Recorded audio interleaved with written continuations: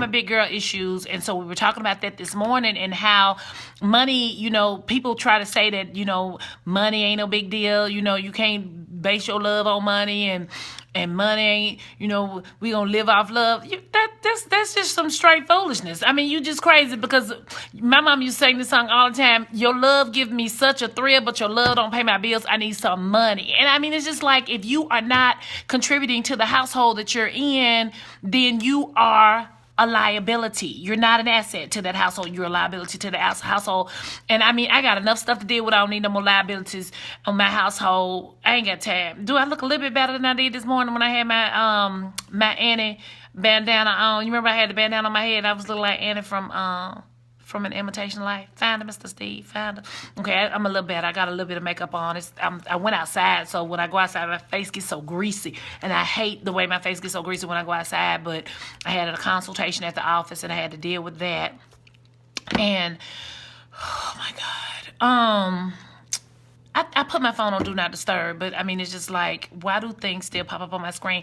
Anybody who has an iPhone and you won't tell me how to keep stuff from popping up on my screen while I'm in the middle of a broadcast, or how to keep calls from coming through when I have my phone on Do Not Disturb. I don't know. Oh my God, if he texts me one more time, I'm going to Whitfield. I'm fixing to block. Okay. Anyway. So guys, what I said I was going to talk about was a post that I made on Facebook earlier today about superheroes. I was talking to this guy I used to date, and he and I used to have these really, really deep discussions when we dated. The relationship wasn't deep, but our discussions were extremely deep. It's like, I'm one of those people who, I don't have no problem, admitting, when I am on, when I receive the short end of the stick, or when somebody ain't feeling me the way I'm feeling them. I mean, it's like the relationship that we had was deep for me, but it wasn't deep for him, not at all. I mean, it wasn't even shallow for him. I think he barely stuck his toe in the water. So it's like the heat of the water had nothing to do with him. The depth of the water had nothing to do with him, because he was outside the pool with his toe stuck in the water, like... So anyway, but we used to have these serious, deep discussions, and we had this discussion about superheroes, and he told me that we reminded him of Hancock, the movie Hancock. If y'all remember the movie Hancock with Will Smith and Charlize Theron, and later on in the movie you found out that Charlize Theron is also a superhero. Will Smith is an obvious superhero at the beginning of the movie, but he's an alcoholic. He's a drunk, and it's like he tears stuff up. He saves people's lives, but he just don't know how to do it diplomatically, so he tears stuff up when he's rescuing somebody. It's just a hot ghetto mess every time he try to go and rescue somebody. So he ends up running back into Charlize Theron, and he finds out later that she's like his twin tower power. And the closer they get to each other, the less power each one of them has. And so ultimately, what they have to do in order for each of them to maintain their strength is to abandon each other.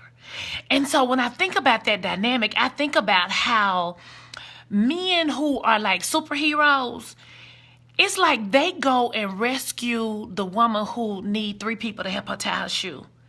But the woman who is like in the business every day of putting out fires herself, somebody who still needs rescuing, but, may not need the same type of rescuing as a girl who need 3 people to help her tie shoes, because, my shoes was tied up at 5:15 this morning. I was on my way to the gym.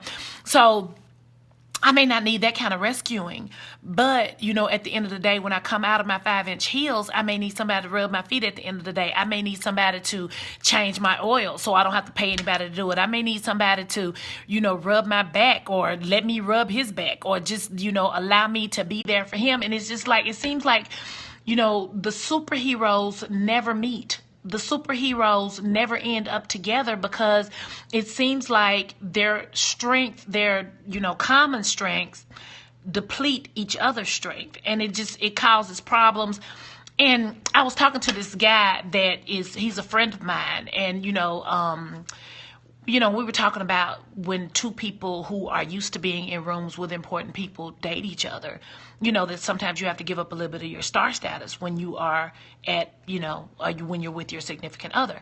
And I told him, I said, whose job is more important is only going to come down to a matter of venue. If you're at my function, my job is more important. If I'm at your function, your job is more important. It's just a matter of venue. It's not a matter of who's more important, who needs to feel more important. It's you supporting me and me supporting you and me giving up some of my star status and you giving up some of your star status when the time comes. You know, you got to be man enough to be your woman's arm candy if that's what she needs. Just like she has to be woman enough to be your arm candy if that's what you need. But if you can't do that, then superheroes can never meet. You know, it's like superheroes cannot dwell in the same atmosphere because their strengths will deplete each other's strengths if they don't allow their strengths to complement each other. Like if I don't, you know, back down on my strength a little bit when you need to be strong or when you need to stand strong, I need to back down off my strength a little bit. I know how to do that, but men don't believe that I know how to do that. And because they don't believe that I know how to do that, they opt to do nothing. You know, I have been in situations where, you know, a man knew that he could not pay my mortgage, my car note, my car insurance, my house insurance. They knew that they couldn't pay all of that, so they opted to do nothing. So it's just like you over here breathing up my air. You know, you use my Wi-Fi, you use my cable, you using my water to take a shower and to wash your clothes and do all of this stuff. And so you spending my money. You know, it's like I don't really want a man's money, but I need him to not want mine. And if you're over at my house constantly and you're not contributing anything to my household, then you're spending my money. It may be indirectly spent, but you're still spending my money. And so it's just like the superhero concept comes even when you're dealing with men who don't have a lot of money, men who aren't superheroes. They may just be a hero. He may just be a man who is strong. He knows how to fix things. He knows how to do things for people. And so he does those things. But, you know, for the woman who can afford to pay somebody to do it, he don't do it for her. My question is, why? Why can't you do things for women who may not need as much help as somebody else?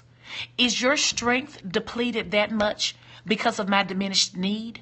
Do I need to fake my need and pretend like I need more from you in order for you to meet my need? Is that how it works? I mean, do I have to be fake?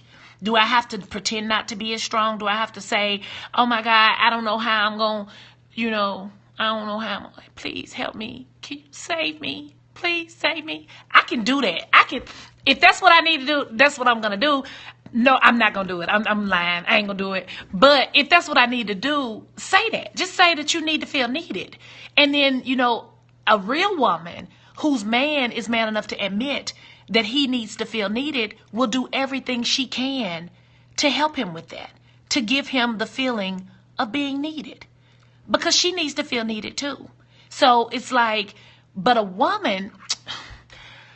I guess the thing that I don't understand is why it is with women, we don't have a problem showing a man, you know, like doing whatever he needs, just being there for him without him having to say a word. Why do we have to beg? Why do women have to be like, oh, woe is me. Oh, the dragon is coming to get me. Will you save me? Please. Why I got to do all that? You see that I live in this house. You know that the mortgage company ain't letting me stay here for free. You know that Mississippi Power ain't letting me use their lights for free. You know that Comcast Cable is not giving me internet security, cable, and all of these things for free. You know that these things aren't free.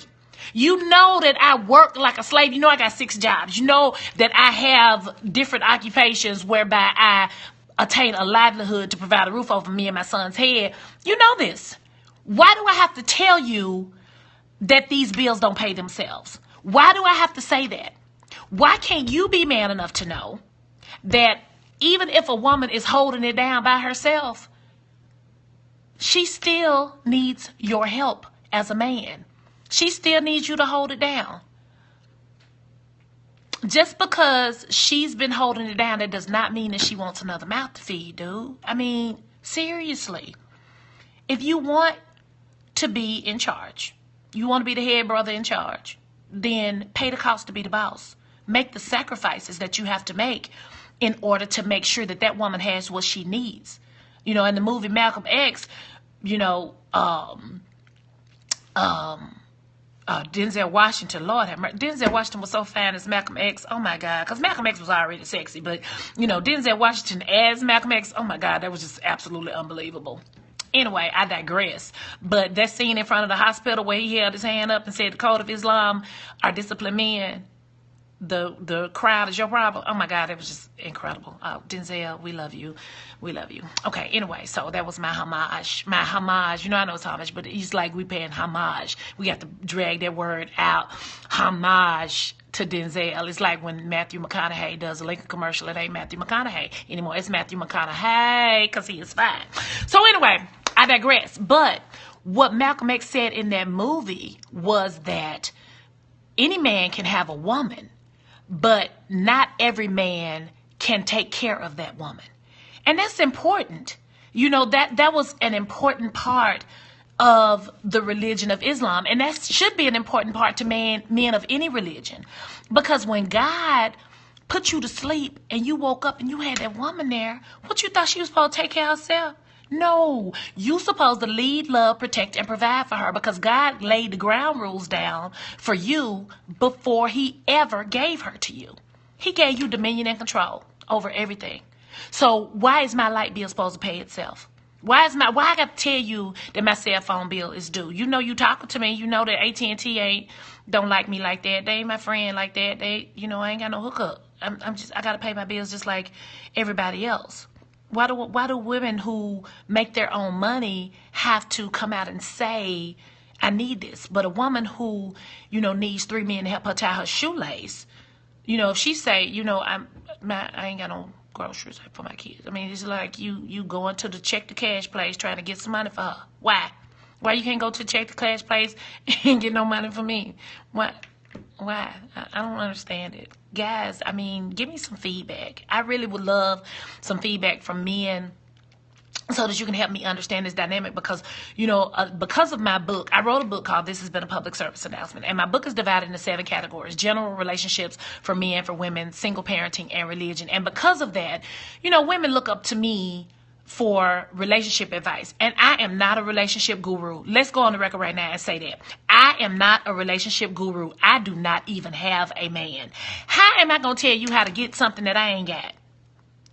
That don't make no sense. So don't be listening to me. Don't be listening to Steve Harvey because he done had a few wives. So don't be listening to other people trying to tell you how to get what they don't have or what they barely keeping by the skin of their teeth.